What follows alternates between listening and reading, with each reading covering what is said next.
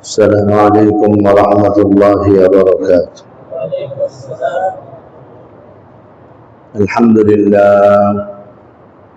الحمد لله وكفى وسلام على عباده الذين اصطفى. أما بعد فأعوذ بالله من الشيطان الرجيم. بسم الله الرحمن الرحيم. الحج أشهر معلومات، فمن فرض فيهن الحج فلا رفث ولا فسوق ولا جدال في الحج. وقال النبي صلى الله عليه وسلم: بر الحج إطعام الطعام وطيب الكلام، أو كما قال نبينا صلى الله عليه وسلم: صدق الله مولانا العظيم، وصدق رسوله النبي الأمي الكريم، ونحن على ذلك لمن الشاهدين والشاكرين، والحمد لله رب العالمين. سبحانك لا علم لنا إلا ما علمتنا، إنك أنت العليم الحكيم. اللهم صل على محمد وعلى آل محمد كما صليت على إبراهيم وعلى آل إبراهيم إنك حميد مجيد. اللهم بارك على محمد وعلى آل محمد كما باركت على إبراهيم وعلى آل إبراهيم إنك حميد مجيد. محترم ইমানি দিনী ভাইরা, আল্লাহ রাব্বুল আলামিনের দরবারে অসংখ্য অগণিত শুকর যিনি আমাদেরকে জুমার নামাজ আদায় করার জন্য তার ঘরে আসার বসার তৌফিক দান করেছেন। শুকর আদায় করি আলহামদুলিল্লাহ। ইমানি দিনী ভাইরা, হজের মাস চলছে। আজকে আমরা এক নজরে হজ কিভাবে করতে হয়, কি কি আমল হজের মধ্যে আছে, সেগুলো সংক্ষিপ্ত আকারে আলোচনা করব। বর্তমান সময়ে যারা হজে যায় তাদের অনেকেই হজ প্রশিক্ষণের প্রতি অনাগ্রহী। হজ আবার এটা কি শিখতে হবে, এটা গিয়ে দেখে দেখে করে ফেলবো, এতে অনেক মানুষের হজ নষ্ট হয়ে যায়। সবকিছু আগে শিখতে হবে, না শিখে কোনো কাজ করতে গেলে নিয়মের ব্যতিক্রম ঘটতে পারে। এই জন্য হজ এটা শিখার বিষয় আছে। এখন বিভিন্ন মসজিদে হজ প্রশিক্ষণ হচ্ছে।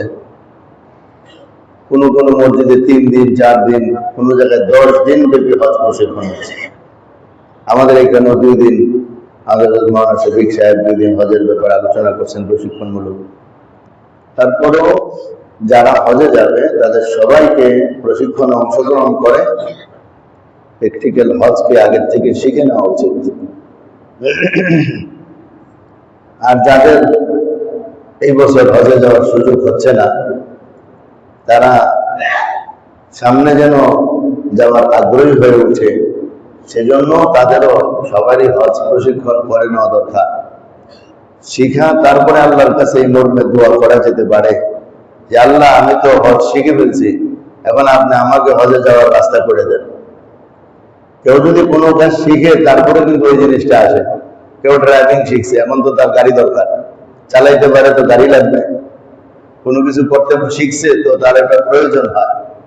আমরাও যদি আগে থেকে হজ কিভাবে করে শিখে রাখি, তাহলে আমাদেরও হজ করতে আগ্রহ জাগবে, আল্লাহর কাছে দোয়া করতে সহজ হবে যে আল্লাহ, আমি তো হজ শিখে রাখছি, আমার ব্যবস্থা করে দেন। এই জন্য ভাই, হজ সম্পর্কে আলোচনা করা হবে। এর আগে যে আয়াতখানা পড়েছি তার অর্থটা আল্লাহ তাআলা কোরআনুল কারীমে ইরশাদ করেন, আল হাজ্জু আশহুরুম মা'লুমাত, হজ হচ্ছে কয়েক মাস, নির্দিষ্ট কয়েক মাস হইল হজ। ফামান ফারাদা ফীহিন্নাল হাজ্জা, এই মাসগুলোতে যার উপর হজ ফরজ হয়, ফালা রাফাসা ওয়ালা ফুসুক ওয়ালা জিদালা ফিল হজ, এজন্য হজের মধ্যে রফাস না করে, ঝগড়া বিবাদ না করে এবং মন্দ পাপাচারের কথা না বলে। তো হজে যে বিষয়গুলোকে নিষেধ করা হয়েছে এর মধ্যে একটা গুরুত্বপূর্ণ বিষয় হলো হজের সফরে ঝগড়াঝাটি করা যাবে না, হজের সফরে পাপাচারে লিপ্ত হওয়া যাবে না। যদি কোনো ব্যক্তি হজের সফরে ঝগড়া করে তাইলে তার হজটা হজ্জে মাবরুর হবে না। হজ্জে মাবরুর কাকে বলে? মাবরুর বিররুন থেকে, বিররুন অর্থ হলো নেক, নেক ওয়ালা হজ, এটার নাম হলো হজ্জে মাবরুর। আর হজ্জে মাবরুর না হইলে কি ক্ষতি হবে? নবীজি বলেন, আল হজ্জুল মাবরুর লাইসা লাহু জাযাউন ইল্লাল জান্নাহ, হজ্জে মাবরুরের বদলা কেবল মাত্র জান্নাত। সুতরাং যদি আমার আপনার হজটা মাবরুর না হয় তাহলে তো আমি হজ কইরাও জান্নাত পাইলাম না। কোনো কারণে যদি হজটা নষ্ট হয়ে যায় তাইলে তো আমি হজ কইরাও জান্নাত পেলাম না। এই কারণে হজ যেন নষ্ট না হয়। আর হজ নষ্ট হবে ঝগড়াঝাটি করার মাধ্যমে, গালিগালাজ করার মাধ্যমে, অন্য হাজিদের সাথে ঝগড়া লাগার মাধ্যমে। যে কারোর সাথে ঝগড়া লেগে হজকে মানুষ মাবরুর করে দেয়। যে ব্যক্তি সারাদিন ঝগড়া করে না, সারা মাস ঝগড়া করে না, এমনকি সারা বছরও কারোর সাথে ঝগড়া করে না, ওই লোক হজের সফরে বের হইলে শয়তান তাকেও দিয়ে ঝগড়া লাগাই দেয়। এজন্য আগের থেকেই সতর্ক থাকতে হবে যে আমি যেন ঝগড়া না করি। এজন্য চোখ আছে দেখবো, কান আছে শুনবো, কিন্তু মুখ বন্ধ করে রাখবো। চোখ যেহেতু আছে বাধ্য দেখতে হবে, কতক্ষণ চোখ বন্ধ করে থাকবো। কান যেহেতু আছে শুনতেই হবে, কতক্ষণ কান বন্ধ করে মানুষ রাখতে পারে। কিন্তু মুখ বন্ধ করে রাখার ক্ষমতা আল্লাহ দিয়ে রাখছেন। ঠোঁট লাগাই রাখলেই মুখ বন্ধ হয়ে থাকে, এজন্য মুখ বন্ধ করে রাখা যায়। এরকম নিয়ত যদি কেউ করে নেয় ইনশাআল্লাহ তার হজ হজ্জে মাবরুর হবে। নবীজি হজ্জে মাবরুরের আরেকটা পরিচয় দিয়েছেন, বিররুল হজ্জি ইতআমুত তাআম ওয়া তিবুল কালাম। বিররুল হজ, নেকির হজ হলো মানুষকে খানা খাওয়ানো এবং সুন্দর কথা বলা। অর্থাৎ যারা হজে যায় তাদের উচিত তারা যেন অন্যদেরকে খেদমত করে। হাজী সাহেবদের উচিত তারা যেন নিজেদের পয়সা দিয়া অন্যদের খেদমত করে। ইতআমুত তাআম, হজের সফরে মানুষকে খানা খাওয়াবে। এমন না যে শুধু মক্কা শরীফ যে বসে থাকে, কোন সময় ফ্রি কেউ খানা খাওয়াবে, খেজুর দিবে, গাওয়া দিবে, রুটি দিবে, ওটার অপেক্ষায় গিয়া মক্কা শরীফ বসে থাকে রিয়াল বাঁচানোর জন্য।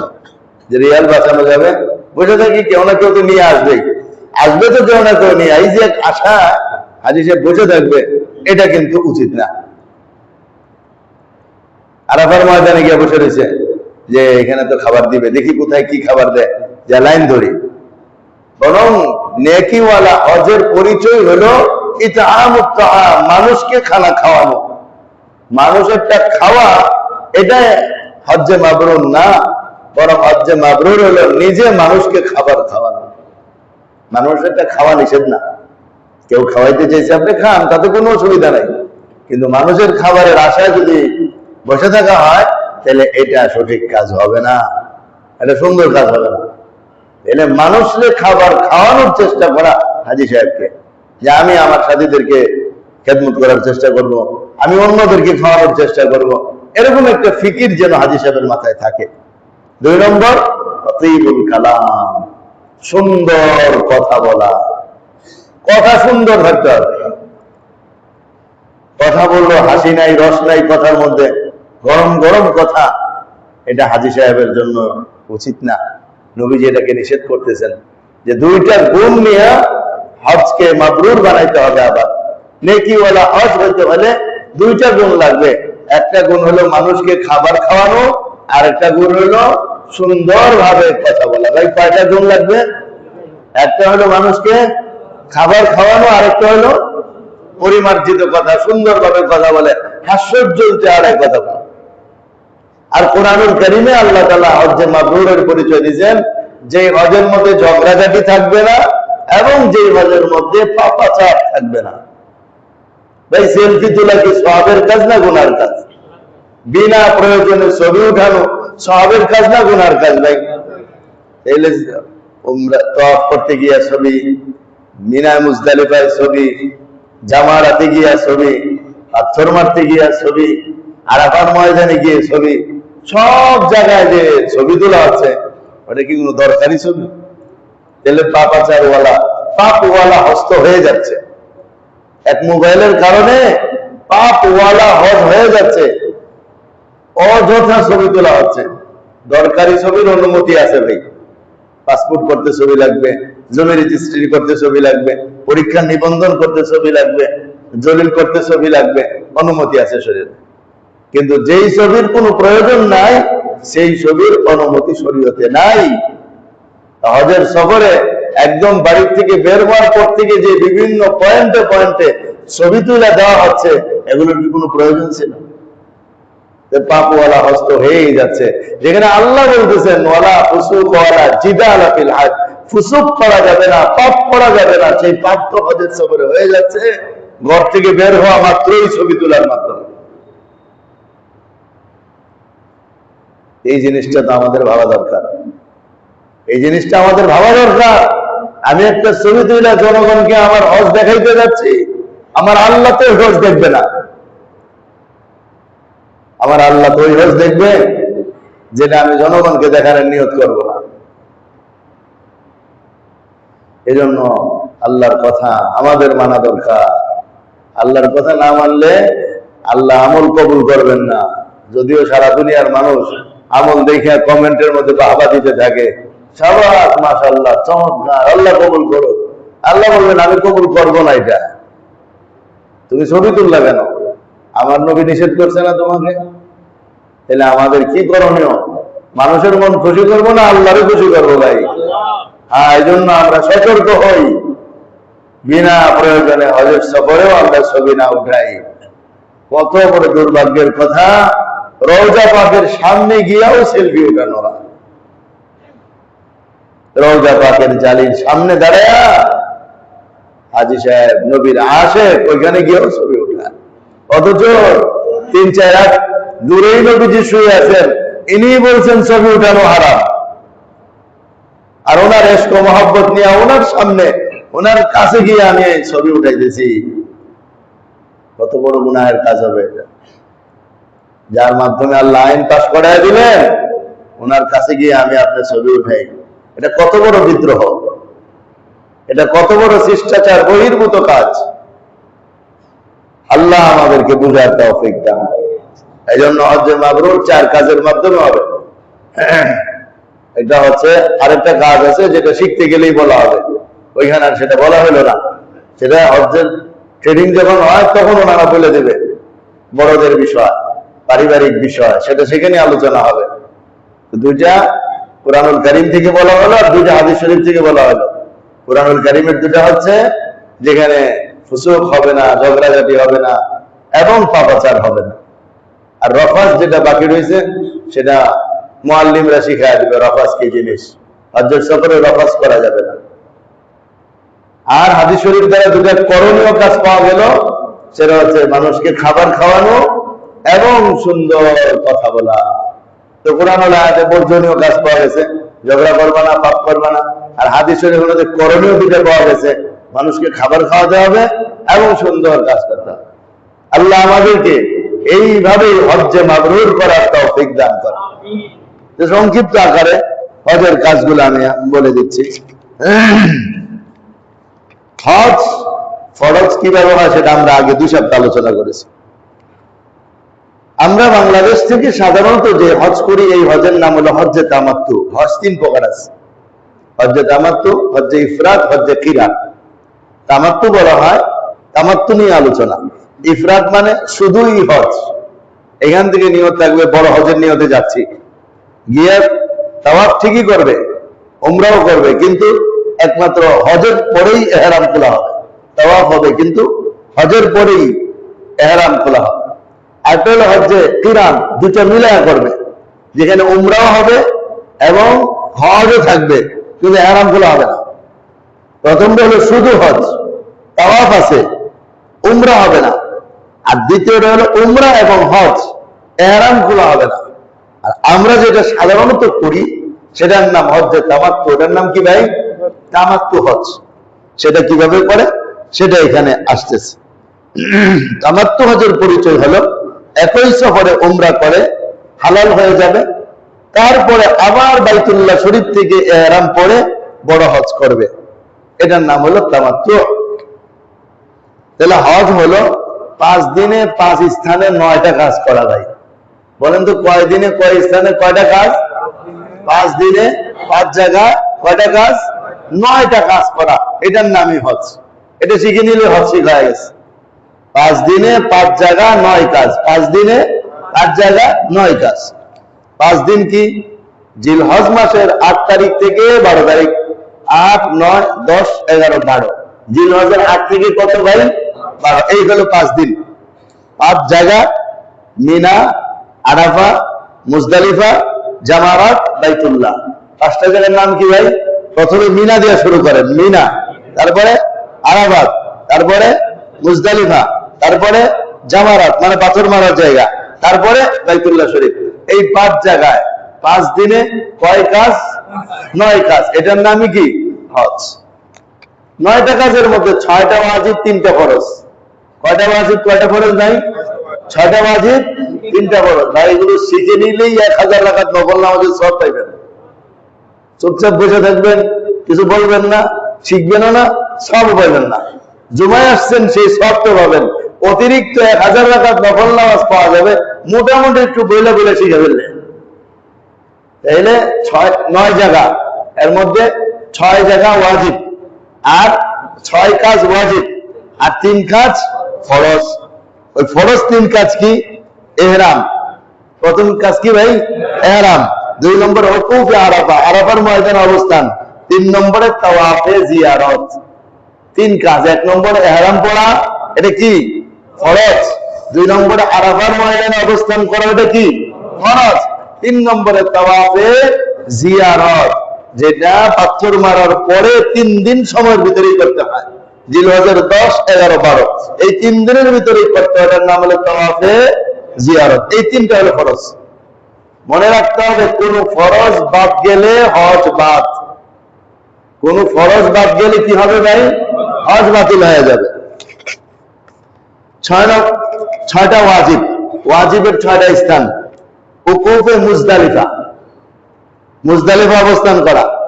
2 নম্বরে পাথর মারা, 3 নম্বরে কুরবানি করা, 4 নম্বরে মাথা মুন্ডানো, 5 নম্বরে তাওয়াফে জিয়ারতের সাই, 6 নম্বরে বিদায় তাওয়াফ। এই 6টা কাজ হলো ওয়াজিব। এগুলো যদি ছুটে যায় দম দিতে হবে। ফরজ যদি ছুটে যায় বাতিল হয়ে যাবে, ওয়াজিব যদি ছুটে যায় দম দিতে হবে। 2 নম্বর বিষয়, হজের সফরের আগে প্রয়োজনীয় সামানপত্র গুছায় নেওয়া। আমরা তো এক জায়গা থেকে এক জায়গায় গেলে হুট করে চলে যাই, তেমন কিছু নেই না, গিয়ে পরে মনে পড়ে ওটা আনলাম না, ওটা আনলাম না, এটা আনলাম না। বাড়িতে ফোন করে দেওয়া যায়, পাঠায় দেন। হজের সফরে কি ফোন করে দেওয়া যাবে যে পাঠায় দেন? এই জন্য 1 সপ্তাহ আগের থেকেই ট্রলি খুইলা কোনটা কোনটা আমার চলতে ফিরতে দরকার হয়, নিত্য প্রয়োজনে সেটা রাখতে থাকা। যে আমার এটা দরকার, ওটা দরকার, সবগুলো আগের থেকে রাখতে থাকা, তাইলে আর পেরেশানি হবে না। এর মধ্যে দরকারি জিনিস কাপড়, ব্যাগ, পাথরের ব্যাগ, জুতার ব্যাগ, পানি আনার ব্যাগ, এহরামের কাপড়, স্যান্ডেল ইত্যাদি। এটা নিজের যা যা প্রয়োজন লাগে, যে আমার কি কি জিনিস প্রয়োজন পড়ে সেটা। অতিরিক্ত লাগে, ব্যাগ লাগে, পাথর রাখার ব্যাগ আছে, এটা পাওয়া যায়। এটা লাগবে কেন? আপনি পাথর রাখবেন কোথায়? এজন্য একটা ব্যাগ লাগবে, পাথরের ব্যাগ। জুতার ব্যাগ লাগবে। জুতার ব্যাগ কেন লাগবে? আমাদের দেশে সুন্দর বাক্স আছে, বাইতুল্লাহ শরীফের বাক্স আছে, কিন্তু কথা কোন বাক্সতে জুতা রাখছেন হয়তো বা মনে থাকবে না।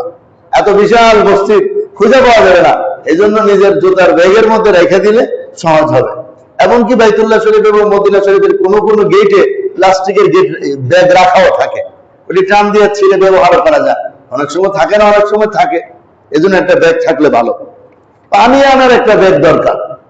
এটা না বললে তোমাদের বুঝে আসবে না, পানি আনার ব্যাগ লাগবে কেন? এখানে আমরা বাংলাদেশ থেকে বাইতুল্লাহ শরীফ যাব, আমাদের তো এখানে গিয়ে জমজমের পানি খেতে মন চাবে, এমনও মন চাবে যে আসলে প্রতি বেলায় বেলায় যেন জমজমের পানি খেতে পারি, প্রতি ডুবে ডুবে যেন জমজমের পানি খাই। আর এটা মনে চাওয়াও দরকার আছে। সারা বছর আমরা পাই না, অল্প পাই, হাজি সাহেব কেউ আসলে একটু দিল, মিক্স করে দেয়, কেউ অল্প দেয়। কিন্তু যখন আমি আপনি যেখানে থাকবো তখন যেন পুরা সফরের প্রত্যেক বেলা যেন জমজমের পানি খাইতে পারি। এই জন্য জমজমের পানি আনার জন্য একটা ব্যাগ লাগবে, যেটার ভিতরে বোতল দিয়ে হারাম শরীফ থেকে ওই হারামের যে বড় বড় পানির ডিব্বা থাকে ওটার থেকে আমরা পানি ভরে নিয়ে আসতে পারবো, কেউ কিছু বলবে না। এই জন্য পানি আইনা নিজেরা খাবো, অন্যদেরকে দিতে পারি। এই জন্য পানি আনার জন্য একটা ভালো বড় ব্যাগ নিয়ে যেতে হবে, যেটা পিঠে ঝুলানো যায়, তাহলে সহজ হবে। এহরামের কাপড় 2 জোড়া অন্তত পক্ষে রাখা, 2 সেট কাপড় রাখা, একটা ব্যবহারে থাকবে আর একটা এক্সট্রা জমা থাকবে, কোনো কারণে সেটা লাগতে পারে। স্যান্ডেল নিয়ে যাওয়া চাই, 1-2 জোড়া স্যান্ডেল নিয়ে গেলে ভালো। অনেক সময় ছিঁড়া যায়, অনেক সময় হারায় যায়, তওয়াফের ভিড়ে অনেক সময় পড়ে যায়, পড়লে তোর খুঁজে পাওয়া যায় না কোন সময় পড়ছে, কে ধরছে। আবার নিজের স্যান্ডেলের মতো অন্য স্যান্ডেলও থাকে, সেটাও তো আনা যাবে না, কারণ অন্যের জুতা এখানে যদি কেউ নিয়ে যায়, এক জুতা চুরির অপরাধে তো পরে কি পরিমাণ গুনাহ হবে। এই জন্য নিজেরটাই যেন নিজে ব্যবহার করতে পারে। 3 নম্বর বিষয়, এহরামের জন্য প্রস্তুতি কি? এহরামের প্রস্তুতি হচ্ছে চুল, মুছ, পশম ইত্যাদি কেটে নেওয়া এবং গোসল করে নেওয়া, এটা এহরামের প্রস্তুতি। কারণ এহরাম হয়ে যাওয়ার পর এগুলো কাটা আর জায়েজ থাকে না। 4 নম্বর, সফরটা কিভাবে হচ্ছে সেটা জেনে নেওয়া, যে আমাদের সফর কি মক্কা শরীফ আগে হবে না মদিনা শরীফ আগে হবে। যদি মদিনা শরীফ আগে হয় তাহলে এহরামের প্রয়োজন নেই, স্বাভাবিক পোশাকে সফর হবে। মদিনা শরীফ থেকে এহরাম পরে তারপরে মক্কা শরীফ আসা হবে। আর যদি ডাইরেক্ট মক্কা শরীফ সফর হয় তাহলে এহরাম পরে মক্কা শরীফ চলে যেতে হবে। সাধারণত হজের সফরে ট্রানজিট হয় না, তারপরে যদি কারো এরকম হয় ট্রানজিট ওয়ালা সফর হয়, তাহলে ট্রানজিট যেখান থেকে হবে সেখান থেকে পরে এহরামের নিয়ত করতে হবে, এহরাম পড়তে হবে। 5 নম্বর বিষয়, শুধু উমরার নিয়তে এহরাম বাঁধা। যেহেতু আমরা হজ্জে তামাত্তুর আলোচনা করছি, সেহেতু শুধু উমরার নিয়তেই এহরাম বাঁধা, অন্য নিয়তে না, হজের নিয়তে না। যেমন দোয়াটা আছে, আমরা এই দোয়াটা পড়তে পারি, আল্লাহুম্মা ইন্নী উরিদুল উমরাতা ফায়াসসিরহা লি ওয়া তাকাব্বালহা মিন্নি।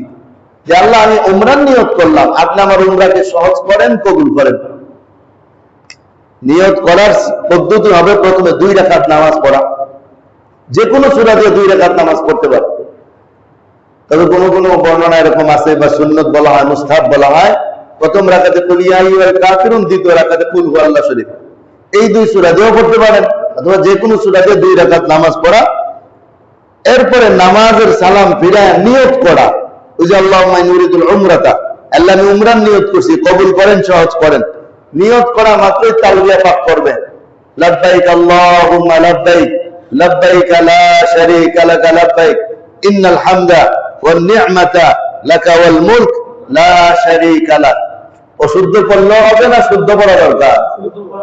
এখন তো যার যার ফ্লাইট আছে, আরো দেরি আছে, ইচ্ছা করলে শুদ্ধ করা যায়, কিন্তু সময় তো নাই আমাদের এটা শুদ্ধ করার জন্য।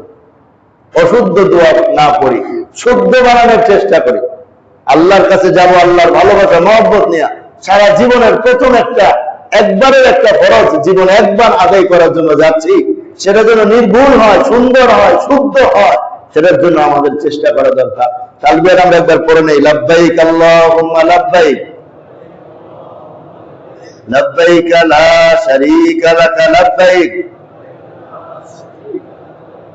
ইন্নাল হামদা ওয়ান নি'মাতা লাকা ওয়াল মুলক লা শারীকা লাক। তো তালবিয়া একবার পাঠ করলেই নিয়ত মুকাম্মাল হয়ে যাবে। এরপর থেকে কাজ হলো লাগাতার তালবিয়া চলতে থাকবে। নারীরা স্বাভাবিক কাপড়েই ইহরাম করবেন। নারীরা যে পোশাক সাধারণ পরে, সালোয়ার কামিজ, ওইটার উপরেই তাদের ইহরাম হবে, তাদের জন্য আলাদা কোনো পোশাক পরার প্রয়োজন নেই, ওই পোশাকের উপরে ইহরাম হবে। আর তাদের ইহরামের সময় তারা মাথা, চেহারা ঢাকবে না, চেহারাকে কাপড় স্পর্শ করাবে না, চেহারা খোলা রাখা। তবে বুজুর্গানে দিন এটা এইভাবে আমাদেরকে আগের থেকে বলে নিয়ে আসছেন, সেটা হচ্ছে চেহারার মধ্যে মাথায় একটা ক্যাপ থাকবে, ওই ক্যাপের উপরে একটা পর্দার মতো ঝুলানো থাকবে, যেটা কিনতে পাওয়া যায়। তাইলে চেহারাও ঢাকা হলো না, আবার নারীর চেহারা প্রদর্শনের মাধ্যমে অন্য কেউ গুনাহগার হওয়ারও সুযোগ পেল না। কোনো না যদি চেহারা না ঢেকে এমনি খুলে থাকে, তাহলে তার কিন্তু গুনাহ হবে না, কিন্তু যে তার দিকে তাকাবে তার গুনাহ হবে কিনা। এই জন্য আমাদের বুজুর্গানে দিন এইভাবে আমল দিয়ে আসছেন যে নারীরা এটা ক্যাপ পরবে এবং তাদের উপরে একটা পর্দা ঝুলানো থাকবে, ফলে তাদের চেহারাও কেউ দেখবে না। ইহরামের নিষিদ্ধ কাজসমূহ: চুল কাটা যাবে না, নখ কাটা যাবে না, পশম কাটা যাবে না। চুল, নখ, পশম কিছুই কাটা যাবে না, টাইনা উঠানো যাবে না, মাথাও এমন ভাবে চুলকানো যাবে না যে চুল চলে আসে। খুব সাবধানের সাথে চলতে হবে। কোন প্রাণী হত্যা করা যাবে না, কোন প্রাণীকে হত্যা করা যাবে না। কোন প্রাণী ডিস্টার্ব করলে ওটাকে সরাই দেওয়া যাবে। মাথা, মুখ, চেহারা, পায়ের পাতা ঢাকা যাবে না। পুরুষরা মাথা রাখতে পারবে না, মুখ চেহারা রাখতে পারবে না, পায়ের পাতাও রাখতে পারবে না। এই জন্য স্যান্ডেল পরতে হবে।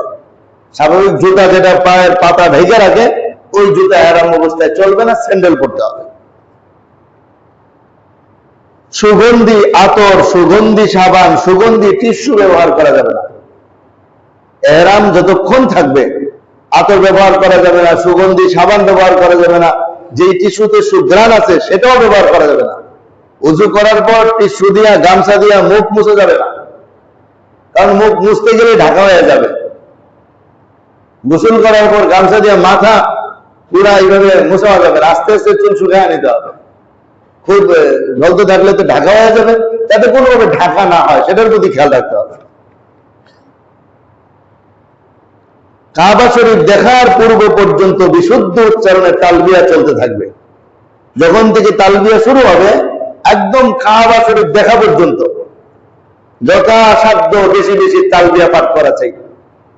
আল্লাহ নবী সাল্লাল্লাহু আলাইহি ওয়াসাল্লাম ইরশাদ করেন, যখন কোন হাজী কোন জায়গায় তালবিয়া পড়ে, তার পাশে যারাই থাকুক, মা মিন হাজারিন ওয়ালা শাজারিন ওয়ালা ওয়াবারিন, কোন গাছ থাকুক, কোন পাথর থাকুক, শুষ্ক কিছু থাকুক, যেই থাকে সেই হাজির সুরে সুরে তালবিয়া পড়া শুরু করে। ওই তালবিয়া তার দেখা দেখি তার পাশের জন পড়ে। এইভাবে পড়তে পড়তে আল্লাহর যে মাখলুকই থাকুক, মাটি হোক আর পাথর হোক, ইটের কণা হোক আর মরা হোক আর জীবিত হোক, তালবিয়া পড়তে পড়তে ওই হাজির জায়গা থেকে গোটা পৃথিবীর পুরা শেষ প্রান্তে তালবিয়া চলতে থাকে। হাজি এক তালবিয়ার দ্বারা, একবার পড়ার দ্বারা গোটা পৃথিবীতে একবার সবাই তালবিয়া পড়লে যে সওয়াব হবে, হাজি একবার তালবিয়ার দ্বারা তাকে ওই পরিমাণ সওয়াব দেওয়া, কারণ সে তো ভালো কাজের প্রবক্তা। এই জন্য আমার ভাই, আমার দোস্ত, তালবিয়া যত বেশি পাঠ করা যায় সফরের মধ্যে, হজের সফরের কাজ হলো শুরু থেকে তালবিয়া, মদিনা শরীফ সফরের কাজ হলো শুরু থেকে দরুদ শরীফ। হজের সফরের কাজ কি ভাই? শুরু থেকে তালবিয়া পড়া। মদিনা শরীফের সফরের কাজ কি? প্রথম থেকেই দরুদ শরীফ পড়তে থাকা। এই দুই সফরের দুই অবস্থা। পূর্ণ সফরে সফর করা, অশ্লীল কথা, কাজ, ঝগড়া না করা, কোন ধরনের পাপ না করা, যে ব্যাপারে আমরা আগে বলছি। 9 নম্বর, মক্কা শরীফ পৌঁছে প্রয়োজনে বিশ্রাম করা, ইহরাম পাক থাকলে সময় বুঝে কাবা শরীফে যাওয়া। আল্লাহর রহমতে মনে করেন চলে গেছেন মক্কা শরীফ, পুরা সফর শেষ করে এখন গাড়ি আপনাকে নিয়ে হোটেলের সামনে নামায় দিচ্ছে। এখন নামার পর আপনার প্রথম কাজ হলো শারীরিক অবস্থার উপর বিবেচনা করে, যদি ঘুমের প্রয়োজন হয় ঘুমায় থাকেন, অসুবিধা নেই, যাওয়া মাত্রই কাবা শরীফ যাওয়া লাগবে না, শারীরিক অবস্থার উপর নির্ভর করবে। ঘুমের দরকার, গোসলের দরকার, পবিত্রতার দরকার, রেস্টের দরকার, ওটা সম্পূর্ণ শেষ করার পর এবার আল্লাহর ঘরে যাবেন উমরা করার নিয়তে, উমরা করার জন্য, নামাজ পড়ার জন্য। কিন্তু ওইখানে গিয়ে আগে যদি নামাজ ছুটে যায় থাকে, ঘরের মধ্যেই সেই নামাজ পড়া, এরপরে রেস্ট নিয়ে বিশ্রাম নেওয়া। কারণ ওখানে গিয়ে তো কাজ আছে, গিয়ে তো আল্লাহর ঘরে বসে থাকার সুযোগ নাই। গিয়ে প্রথমে তাওয়াফ করতে হবে, 7 চক্কর দিতে হবে, এরপরে সাফা মারওয়া সাই করতে হবে, এরপরে চুল মুন্ডাইতে হবে। এই কাজটা করতে তো অনেক সময় লেগে যাবে। এই জন্য আগে গিয়ে রেস্ট নিয়ে তারপরে কাজটা করা হবে। সময় বুঝে তাওয়াফ করতে যাওয়া, সময় বুঝে। সময় বুঝে মানে কি? সময় বুঝের মানে হলো আপনি যদি ফজরের পর পর গিয়া নামেন আর ফজরের পরে গিয়া ঢুকেন তাহলে কিন্তু অস্থির হয়ে যাবেন। ফজরের পরে হেভি ভিড় থাকে, কারণ যে সমস্ত হাজী সাহেবরা আপনার আগে পৌঁছে গেছে ওনারা তো রাত্রেবেলা ঠিক মতো ঘুমাইছে, ফজরের নামাজ মসজিদে পড়ে সবার একটা নিয়ত, একটা তাওয়াফ করে তারপরে বাসায় এসে নাস্তা খাবো। তা আপনি যে ওই সময় গেলেন এরা তো পুরান হাজি, আপনি তো নতুন হাজি, আপনি গিয়ে যে ঢুকলেন পুরো ভিড়ের ভিতরে, আপনার পেরেশানি হবে। আপনি ওই সময় যাবেন না, আপনি ফজরের 2 ঘন্টা পরে যান। 2 ঘন্টা পরে গেলে সব চলে আসতেছে, অনেকটাই হালকা হয়ে গেছে। এখন এখানে গিয়া তাওয়াফ করাও সহজ, সাফা মারওয়া সাই করাও সহজ, মুন্ডায় আবার জোহরের আগে আপনি ফ্রেশ হয়ে যেতে পারবেন। সকালবেলা এরকম হওয়া ভালো। বিকাল বেলা হলে জোহরের পর পর সাথে সাথে না একটু পরে, কিন্তু জোহর থেকে আসর পর্যন্ত, আসর থেকে নিয়ে একদম এশা পর্যন্ত অনেক ভিড় থাকে। আর না হলে এশারের পরে রাত্রিবেলা, এশারের পরে 1 ঘন্টা পরে গেলে পুরা অনেকটাই ক্লিয়ার হয়ে যাবে। আবার জোহরের পরে অল্প সময়ের জন্য, জোহরের পরে সাধারণত বেশি মানুষ এই তাওয়াফ করে না, অনেক আগে চলে আসে তো 11টা, 11:30, 12টার আগে ঢুকে যেতে হয় অনেকে, যার কারণে জোহরের পরে কম থাকে। ইচ্ছা করলে আপনি এই 3 সময় করতে পারেন, রাত্রে ফজরের কিছুক্ষণ পরে আবার জোহরের আরেকটু সময় পরে, এই মোটামুটি একটু সময় থাকে যে সময়টা একটু কম ভিড় থাকে। কাবা শরীফ দেখার সাথে সাথে তালবিয়া বন্ধ করে দেওয়া এবং দোয়া করা। যখন হোটেল থেকে কাবা শরীফের দিকে যাওয়া হবে, বুজুর্গানে দিন বলেন হেরেমের ভিতরে ঢোকার পর নিচের দিকে মাথা দিয়ে চলতে থাকা, ওরকম না দেখা যায়, দেখি দেখা যায় কিনা আল্লাহর ঘটনা, ওদিক দিয়ে একটু পিলারের চিপা দিয়ে দেখা যায়, দরকার নাই। চলতে থাকতে থাকতে থাকতে থাকতে এমন জায়গায় যখন চলে যাওয়া হবে যেই জায়গায় আল্লাহর ঘরের সামনে আর কোনো পার্টিশন নাই, সেখানে গিয়ে আল্লাহর ঘরের দিকে তাকানো, আল্লাহু আকবার পড়া, এবং ওই মুহূর্তে যেই দোয়া হাজী সাহেব করবে আল্লাহ তার দোয়াকে কবুল করে। জীবনের প্রথম দেখা বাইতুল্লাহ, যেই দোয়া করা হবে আল্লাহ ওই দোয়াকে কবুল করবেন। এই জন্য আগের থেকে দেখতে চেষ্টা না করা, সামনে গিয়ে একবারে দেখা। আর আমরা যে সময়টার কথা বলছি, ওই সময় গেলে নিচতলা একদম মাথাফেই যাওয়া সম্ভব। আবার অন্য সময় গেলে দেখা যাবে 2 তলায় পাঠিয়ে দিছে, বোঝা যাবে না যে কোন দিক দিয়ে আপনার 2 তলায় উঠে চলে যেতেছেন। এই জন্য খেয়াল করে যে কোনটা দিয়ে আসলে নিচতলায় যাওয়া যায়, ওই পজিশনে যাওয়া ভালো। তো যাওয়ার পর দোয়া শেষ করে হাজর আসওয়াদকে চুমা দিয়া, হাতের ইশারায় চুমা দিয়ে তাওয়াফ শুরু করা। যাওয়ার পর হাজর আসওয়াদ পাথরটা যেদিকে পড়বে ওই কোনায় বরাবর গিয়ে তারপরে হাজর আসওয়াদকে চুমা দেওয়া। এইভাবে চুমা দিলেই যথেষ্ট, এইভাবে হাত দিয়ে এইভাবে চুমা, হাতের মধ্যে চুমা দেওয়া। কারণ যে এই কর্নারটা হলো হাজর আসওয়াদের কর্নার, এই বরাবর কর্নারে হাজর আসওয়াদ থাকবে। তো ওইখানে গিয়ে হাজর আসওয়াদের পুরা ফিরা, আমরা যেমন আল্লাহু আকবার বলে তাকবীরে তাহরিমা দেই, ঠিক এইভাবে পাথরের দিকে ফিরা, পাথরের দিকে ফিরে তো কাবা ঘরের দিকে ফিরা, এইভাবে ফিরে তারপরে হাতের মধ্যে চুমা দিয়া বিসমিল্লাহ পড়া, তারপরে তাওয়াফের নিয়ত করা, তাওয়াফ শুরু করা। তো তাওয়াফ শুরু করার আগে যদি কেউ সরাসরি চুমা দিতে পারে তাইলেও অসুবিধা নাই, আর যদি কেউ ইশারায় চুমা দেয় তাইলেও যথেষ্ট। আর সরাসরি চুমা দেওয়া বড় মুশকিল বিষয়, একদম শরীর ক্লান্ত হয়ে যাবে। ওই দাঁড়ায় থাকলে চুমা দেওয়া যাবে, আল্লাহ মেহরবানি করে নিয়ে যাবেন, কিন্তু ধাক্কা এবং চাপে এরপরে আর তাওয়াফ করার মতো এনার্জি শরীরে থাকবে না। কারো যদি চুমা দিতে মনে চায় সে এক্সট্রা আলাদা গিয়ে চুমা দেখ, অথবা সর্বশেষ তাওয়াফের আগের চুমাটা গিয়ে দেখ, তাতেও কোনো অসুবিধা নেই। কারণ চুমা দেওয়ার পরে আবার যে ঘোরার এনার্জি, এটা মুশকিল হয়ে যাবে, এতটা চাপ সেই জন্য সহ্য করতে হয়। তাওয়াফ শুরু করার নিয়ম পদ্ধতি সেটা হচ্ছে, যেহেতু এই তাওয়াফের পরে সাই আছে, যে তাওয়াফের পরে সাই থাকে ওই তাওয়াফের 7 চক্করে ইজতেবা করতে হয় এবং প্রথম 3 চক্করে রমল করতে হয়। ইজতেবা হলো ইহরামের কাপড়টা ডান বগলের নিচ দিয়ে বের করে কাঁধের বাম বগলে রাখবে, একটা হলো আমরা পুরো চাদরের মতো, শীতকালের চাদরের মতো জড়ায় রাখি এহরাম। আরেকটা হলো তাওয়াফ শুরু করার আগে কাপড়টা ডান বগলের নিচ দিয়ে বের করে বাম কাছে রেখে দেবে। এটা হলো শুধু তাওয়াফের সময়, আর সারা সময় না। কিন্তু অনেক হাজির দেশের থেকেই শুরু করে দিচ্ছে ইস্তেমা, জানে না, প্রশিক্ষণে আসে না। ইস্তেমা এখান থেকে হবে না, এখান থেকে শীতের চাদরের মতো পড়ে যেতে হবে। তাওয়াফ শুরু করার আগে ইস্তেমা হবে, ডান বগলের নিচ দিয়ে বের করে বাম বগলে করে, শুধু তাওয়াফ শুরু করার পূর্ব মুহূর্তে বানাইতে হবে। প্রথম 3 চক্করে রমল করতে, এইভাবে হাত নেড়ে নেড়ে ভিড় ধরতে তাওয়াফ করতে হয়। কিন্তু প্রচন্ড ভিড় থাকার কারণে এরকম নাড়তে গেলে কারো মাথায় লাগবে না, কারো পিছনে শরীরে লাগবে। এই জন্য আর এরকম করার দরকার হবে না। যদি ভিড় থাকে নিজের জায়গার মধ্যে এইভাবে একটু যতটুকু পারা যায় সেটাই, এটাকে বলা হয়, এইভাবে বলা হয় রমল। আর এখানে ডান বগলের নিচ দিয়ে যে বের করে এটাকে বলা হয় ইজতিবা। তো হাজারে আসওয়াদ থেকে তো শুরু হবে, রুকনে ইয়ামানে হলো তার আগের কর্নারটা।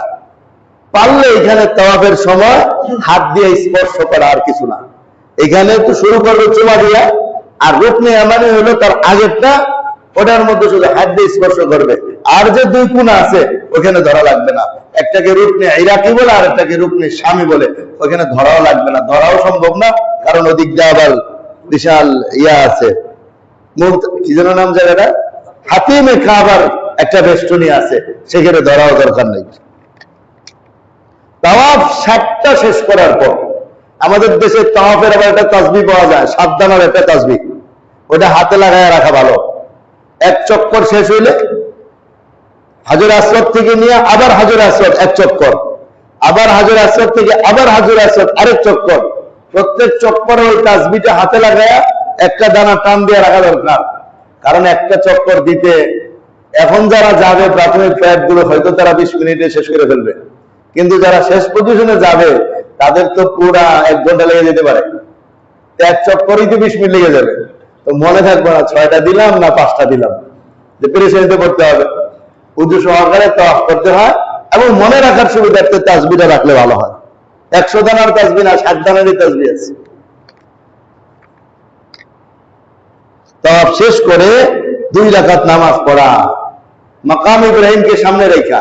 মাকাম ইব্রাহিম যে হাজর আসওয়াদ পাথরের কোণা, মাকাম ইব্রাহিম এর একটু বাম পাশে গেলেই মাকাম ইব্রাহিম পাথরটা একটা সুন্দর করে একটা উঁচু ইয়াতে বেষ্টনীতে দেওয়া আছে। ওটার পিছনে বিশাল লম্বা জায়গা আছে। যে কোনো জায়গা থেকে এটা সামনে, কাবা শরীফ সামনে রেখা 2 রাকাত নামাজ পড়া, ওটার নাম হলো তাওয়াফের নামাজ। তাওয়াফের নামাজ নিষিদ্ধ সময় হলে নামাজ পড়া, যেমন আসর থেকে মাগরিব নামাজ পড়া নিষেধ। ওই সময় তাওয়াফ শেষ হয়েছে, তো এখন এটা পড়া হবে না, মাগরিবের পরে দিবেন। এরপরে সূর্য ওঠার আগেই আপনার তাওয়াফ শেষ হয়ে গেছে, এখন পড়া যাবে না, বরং সূর্য উঠে 30 মিনিট পরে, 15-20 মিনিট পরে, যখন ইশরাকের সময় হবে তখন এটা পড়ে দেওয়া। তো এইভাবে নিষিদ্ধ সময় না পড়া, নিষিদ্ধ সময় শেষ হলে পড়া। এরপরে জমজমের পানি, মন ভরা জমজমের পানি পান করা। তাওয়াফ শেষ করার পর জমজমের পানি পান করার একটা চাহিদা তৈরি হয়ে যায়। পুরো তাওয়াফে তো সময় লাগছে, হাঁটাহাঁটি করা হয়েছে, এখন একটা চাহিদা থাকে পানি খাওয়ার। তো পানি খাওয়া ভালো, হাদিস শরীফে আছে পানি খাওয়ার কথা। জমজমের পানি খাওয়ার সময় দাঁড়ায়ও খেতে পারেন, বসেও খেতে পারেন, তাতে কোনো অসুবিধা নাই। হ্যাঁ, খাওয়ার সময় নিয়ত করে দোয়া করে খাইলে আল্লাহ তাআলা দোয়া কবুল করেন। নবীজি বলছেন, মা ও জমজম লিমা শুরিবা, জমজমের পানি যেই নিয়তে পান করা হয় আল্লাহ তাআলা ওই নিয়তকেই পুরো করে। পানি খায়া মাথার মধ্যে পানি দেওয়া, চেহারার মধ্যেও পানি মুছে দেওয়া, মাথায় পানি দিয়ে মাথা ভিজিয়ে দেওয়া, চেহারার মধ্যেও পানি দিয়ে ভিজিয়ে দেওয়া। এরপরে সাই করতে যাওয়া, অর্থাৎ সফা মারওয়া দৌড়াদৌড়ি করতে যাওয়া। ওখানে ঠান্ডা পানি আছে, গরম নরমাল পানি আছে। ঠান্ডা মানে তো অতি ঠান্ডা, নরমালটাই স্বাভাবিক। এই জন্য যারা প্রথম অতি ঠান্ডা পানি খাইলে আবার ঠান্ডা লেগে যেতে পারে, এই জন্য নরমাল পানি খাওয়া উচিত। আমাদের শরীর ওই উপযুক্ত না যে কড়া ঠান্ডা খায় আমরা টিকতে পারি। পরে দেখা যাবে আমার শরীরের দুষ্পর্ব জমজমের পানির, যে জমজমের পানি খায়া তো আমি অসুস্থ হয়ে গেছি। জমজমের পানি খায়া মানুষ সুস্থ হয়, আমার বডি ভালো না, এই জন্য আমি অসুস্থ হয়েছি। দোষ কি আমার না জমজমের? কিন্তু বলার সময় তো ঠিকই বলে দেবো, ভাই জমজমের পানি খায়া ঠান্ডা লেগে গেছে। এটা কয় না যে আমার বডিটা খারাপ, জমজমের ঠান্ডা পানি গ্রহণ করার যোগ্যতা কম, ঠান্ডা লাগছে, এটা কেউ কয়? সবাই বলে যে ওটা খায় ওটা হয়েছে। তো যাই হোক, এই জন্য আমরা ঠান্ডাটা প্রয়োজনে মিলে একেবারে তো ঠান্ডা খাওয়ার দরকার কি। এরপরে সাই শুরু হবে। সাইর জন্য রাস্তা বানানো আছে, কেউ নিচতলায় কেউ দুতলা, কেমনে কেমনে ওরা নিয়ে যাবে, রাস্তায় আপনাকে নিয়ে যাবে। যেখানেই যাব আমরা সাই করার জন্য, ওইখান থেকেই সফা পাহাড়ে দাঁড়াইলেই কাবা শরীফ দেখা যায়, একদম কাবা শরীফ দেখা যায়। ওই যে সফা পাহাড়, এখান থেকে কাবা শরীফে দেখা যাচ্ছে। আপনি কাবা শরীফের দিকে তাকায় হাত উঠায় আল্লাহর কাছে দোয়া করেন, কান্নাকাটি করেন। ওই সাইর পূর্বে যে দোয়া করা হয় সেটাও আল্লাহ কবুল করে। দেখবেন ওইখানে কিছু মানুষ সেলফি উঠে গেছে, আবার কিছু মানুষ দেখবেন যে ঝড় ধরে আল্লাহর কাছে দাঁড়ায় দাঁড়ায় কাঁদতেছে। একই জায়গা, যেখানে কাউরে শয়তানে ধরে, আবার যেখানে কারে আল্লাহ টানে, একই জায়গা। আজীব লাগে জায়গাটার কথা। মানুষ তো দোয়ার একটা পরিবেশ চায়, যে পরিবেশটা হলে দোয়া করি কেমনে, ঠিক না? এখানে যদি কেউ দাঁড়ায় দাঁড়ায় গল্প করে, শয়তানি করে, ছবি উঠা, এখানে কি দোয়া করে দেব? কক্সবাজার সমুদ্র সৈকতে গিয়ে কি কেউ লাগেছে কান্দে? ওটা একটা স্পট বানাইছে ঘোড়া, কিন্তু আল্লাহর কি মহিমা! ওই জায়গার মধ্যেও মানুষ এরকম স্পট বানায় রাখছে। কিছু মানুষ দেখবেন যে ছবি উঠেছে, কান্দে ধরে ধরে ছবি তুলতেছে, কিন্তু আবার দেখবেন এরই পাশে কেউ কেউ দাঁড়ায় দেয় অজস্র যারা আল্লাহর কাছে কাঁদতেছে। আমি আপনি কি ছবি উঠাইবো না কান্দবো ভাই? এরপরে চাই শুরু হবে, ওইখান থেকে দোয়ার মাধ্যমে চাই শুরু করা। চাই শুরু করতে গেলে একটু পরে দেখা যাবে যে এখানে সবুজ বাতি দেওয়া আছে। পুরুষের জন্য সবুজ বাতিতে দৌড়ায় যাওয়া, স্বাভাবিক একটু হাঁটার গতির থেকে দৌড়ের গতি বানায় দেওয়া। কারো সাথে যদি মা থাকে, বোন থাকে, স্ত্রী থাকে, তারা স্বাভাবিক হেঁটে যাবে, পুরুষ দৌড়ায় ওই জায়গায় গিয়ে থামবে। এরপরে মহিলা এখানে গেলে আবার একসাথে হাঁটবে, যেটা হারায় না যায়। একসাথে যাওয়ার জন্য কোনো দোষ নাই। ওইখানেও জমজমের পানি রাখা আছে, সাফা মারওয়ার মাঝখানেও জমজমের পানি রাখা আছে। ওখানে খাইতে মন চাইলে খাওয়া যাবে, কথা কোনো অসুবিধা নেই। এরপরে সাই যখন শেষ হয়ে যাবে, তখন উমরা শেষ হয়ে যাবে, তখন মাথার চুল পুরুষরা মুন্ডাবে কিংবা ছোট করবে। ছোট করলে অনুমতি আছে, মুন্ডায় ফেললে অনুমতি আছে। ছোট করলে নবীজি দোয়া দিয়েছেন একবার, মুন্ডাইলে নবীজি দোয়া দিয়েছেন 3 বার। মহিলারা চুল অর্ধ ইঞ্চি কেটে নিলেই হবে, পিছন থেকে আধা ইঞ্চি চুল কেটে নিলেই হবে। পুরুষরা সেটা নিজেরাই কেটে দিতে পারবে, নিজেরা পবিত্র হালাল হয়ে যাওয়ার পর। এরপরে হালাল অবস্থায় মক্কায় বসবাস করতে থাকবে।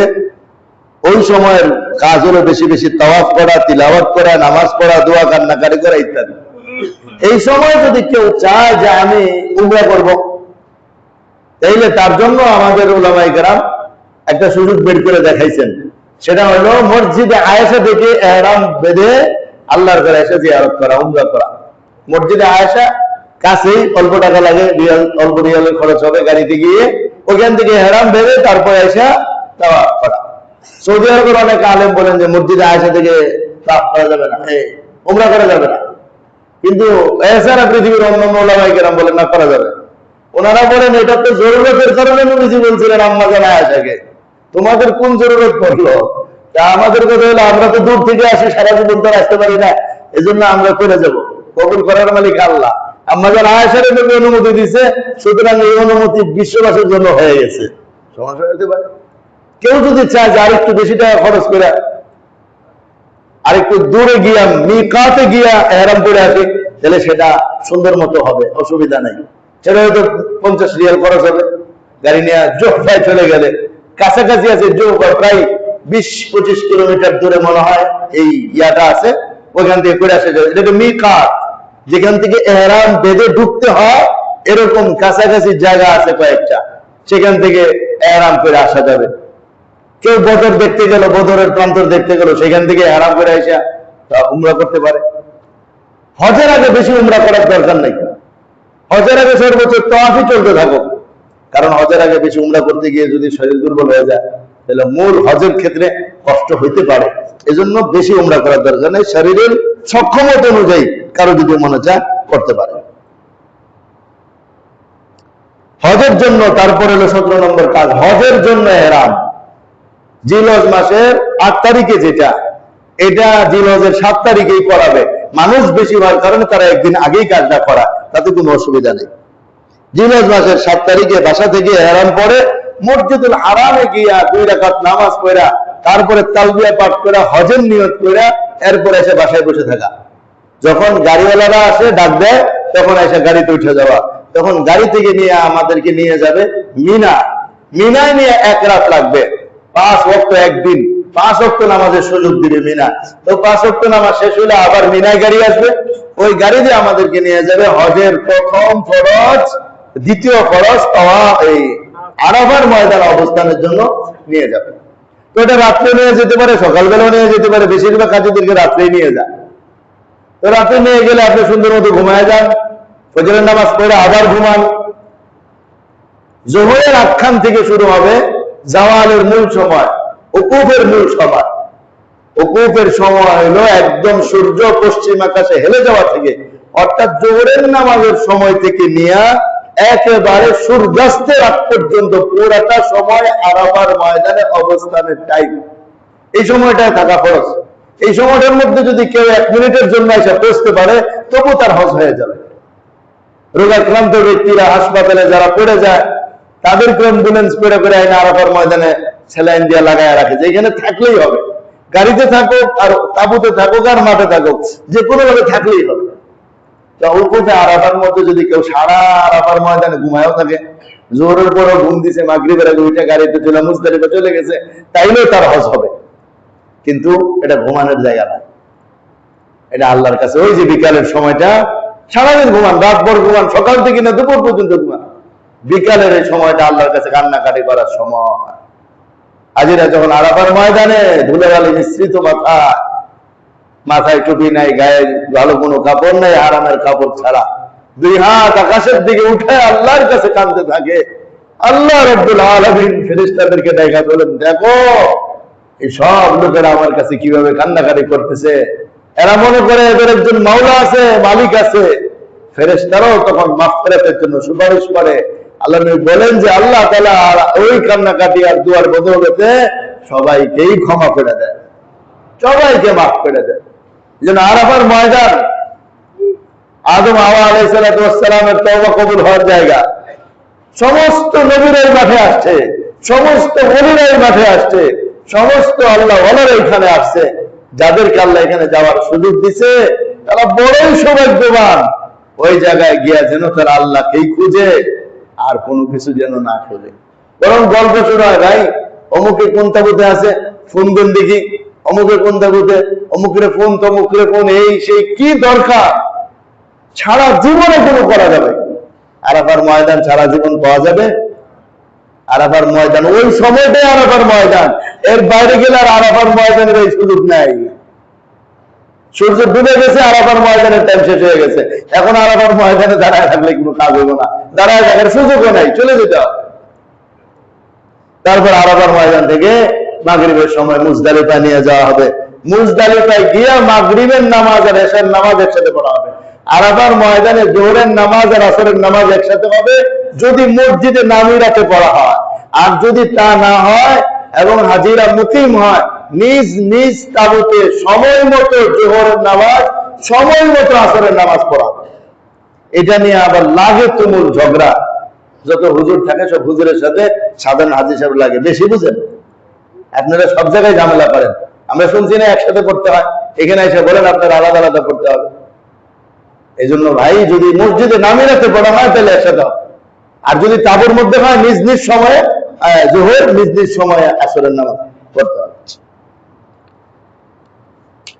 এরপরে ওখান থেকে মাগরিবের নামাজের সময় হবে, যখন মুজদালিফা যাবে তখনই মাগরিবের নামাজের সময় হবে, এর আগে মাগরিবের নামাজের সময় হবে না। মুজদালিফা যাইতে হবে ফজরের আগ মুহূর্তে সময়ের ভিতরে, যে কোনো সময়। আর যারা হাইটে যায় তারা তো অনেক আগে চলে যায়, গাড়িওয়ালারা পিছনে পড়ে, হাইটে যারা যায় এরা তাড়াতাড়ি চলে যেতে পারে। হাঁটার জন্য আলাদা রাস্তা, গাড়ির জন্য ঘোরায় আবার আলাদা রাস্তা আছে।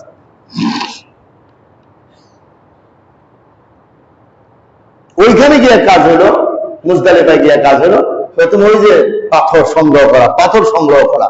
যে পাথরগুলো আমার আপনার জামারার মধ্যে লাগবে, সেখান থেকে আমাদেরকে প্রায় 70টা পাথর সংগ্রহ করে নিতে হবে মুজদালিফার মসজিদে গিয়ে। আরাফার ময়দান থেকে মুজদালিফাতে গিয়া 70টা পাথর আমাদেরকে সংগ্রহ করে নিতে হবে। এই 70টা পাথর এখানে একদিনের পাথর অতিরিক্ত নেওয়া হয়েছে। অনেক পাথর পড়ে আছে মুজদালিফা, সেখান থেকে 70টা পাথর সংগ্রহ করে নিয়ে এই পাথরটাই যে মিনায় গিয়া শয়তানকে মারতে হবে। মিনার প্রান্তের অনেক পাথর করে থাকবে, কিন্তু ওটা মারদুদ পাথর, বিতাড়িত পাথর হতে পারে, শয়তানের গা টাচ করে এখানে এসে পড়ছে, ওইখান থেকে কোনো পাথর নেওয়া যাবে না। যদি কোনো পাথর আপনার হাত থেকে ফসকে পড়েও যায়, তবুও সেটা আপনি এই আপনার রক্ষিত পাথর থেকেই নেবেন, নিচের থেকে আর উঠাবেন না। তো মুজদালিফা গিয়া কাজ কি? প্রথমে মাগরিবের নামাজ পড়া, খানার প্রয়োজন থাকলে ওই আরাফাত থেকে 2-1টা রুটি ব্যাগের মধ্যে নিয়ে নিলেই চলবে, ওইটা খায়া পানি খায়া তারপরে মুজদালিফায় পাথরের উপরে ঘুমায় যেতে হবে। দেখবেন বিসমিল্লাহ ঘুম দিবেন, ইনশাআল্লাহ পাথরের উপরে ঘুম ধরে। যাদের বিছানা লাগতো নরম নরম বিছানা, ওইখানে নরম বিছানা ছাড়া পাথরের উপরে ঘুম করে যায়। এটা সবার অভিজ্ঞতা, যারা যারা গেছে। এক আজীব জায়গায় সবাই শুয়ে গেছে যার যার মতে, ঘুমের থেকে ঘুমের আগে চিন্তা করছেন উজু ইস্তেঞ্জা পয়সার হায় হায়, এটা খুব কম দেখা যেতেছে টয়লেটের জায়গা, উজুর জায়গা। তারপরে দেখবেন যে আল্লাহ রহমতে ফজরের সময় ঘুম থেকে আগে আগে উঠে সবার উজু ইস্তেঞ্জা আলহামদুলিল্লাহ হয়ে গেছে, সবাই উজু পড়া তারপরে যার যার মতো ফজরের নামাজ পড়া সূর্য উদয় হওয়ার আগ পর্যন্ত মুজদালিফায় দোয়া কান্নাকাটি জিকির আজকারে লিপ্ত থাকা। সূর্য উদয় হয়ে গেলে সেখান থেকে হেঁটে অথবা গাড়িতে চড়ে কিংবা ট্রেনে চড়ে যার যেভাবে সুযোগ হয় ডাইরেক্ট মিনার প্রান্তরে চলে যাওয়া। মিনায় গিয়ে বড় শয়তানকে 7টা পাথর মারা। বড় শয়তানকে 7টা পাথর মারার পর আপনার কাজ হলো কুরবানি করা। এখন কুরবানিটা আমাদের এখান থেকে এখন আগেই টাকা নিয়ে নেওয়া হচ্ছে, কুরবানি সময় দেওয়া হচ্ছে না কখন আপনার কুরবানি করা হবে। এবার যেটা দেখলাম যে টাকার সাথেই কুরবানির টাকা নেওয়া হচ্ছে, কিন্তু সময় বলা হচ্ছে না কোন টাইমে আপনার কুরবানি হবে। তাইলে কি করতে হবে? সতর্কতামূলক কুরবানির দিন পাথর মারার পর একদম শেষ টাইমে মাথা মুন্ডানো উচিত। এই কথা যেন মনে আসে যেন আমার কুরবানি মনে হয়ে গেছে। আর যদি তাও সন্দেহ লাগে পরের দিন মাথা মুন্ডান, তাতে তো কোনো অসুবিধা নেই, এরাম বুঝতে থাকতে হবে। আর যদি কেউ ব্যক্তিগত পরিচয় বিভিন্ন ভাবে কুরবানি করে, সেটা তো জানাই আছে যে আমাদের কুরবানি এইভাবে হয়ে যাবে। কুরবানি হওয়ার পর এরপরে মাথা মুন্ডাইতে হবে। মাথা মুন্ডায় গোসল টোসল করে ফ্রেশ হয়ে ওই যে তাওয়াফে জিয়ারত রয়ে গেছে, ওইটা 10 তারিখ 11 তারিখ 12 তারিখের ভিতরে অবশ্যই করতে হবে, যে কোনো একদিন করার পর আবার সাই করতে হবে। কেউ যদি চায় এই সাইটা আগে করে ফেলতে অ্যাডভান্স, তাহলেও করতে পারে। মক্কা শরীফ থাকাকালীন সময়ে নফল তাওয়াফ করে ওই ওয়াজিব সাইটা করে অ্যাডভান্স জমা রেখে দিবে, তাইলে ওই দিন তাওয়াফে জিয়ারত করে আর সাই লাগবে না, কারণ আগেই জমা আছে। এইভাবে যদি করা হয় তাহলে আশা করা যায় ইনশাআল্লাহ আল্লাহ তাআলা হজকে কবুল করবেন। প্রথম দিন বড় শয়তানকে 7টা পাথর, এরপরে মক্কা শরীফের কাজ শেষ করে মদিনা আবার চলে আসতে হবে মিনার মধ্যে।